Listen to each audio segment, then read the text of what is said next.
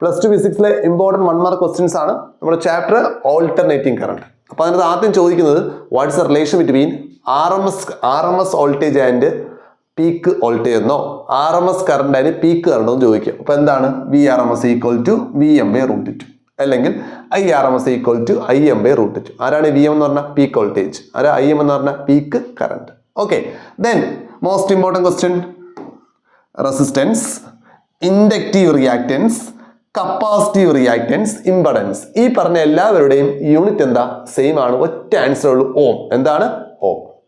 അതുപോലെ എന്താണ് wattless current? Wattless current എന്ന് പറഞ്ഞാൽ ഇൻഡക്റ്റീവ് സർക്യൂട്ടിലും കപ്പാസിറ്റീവ് സർക്യൂട്ടിലെയും പവർ സീറോയാണ്.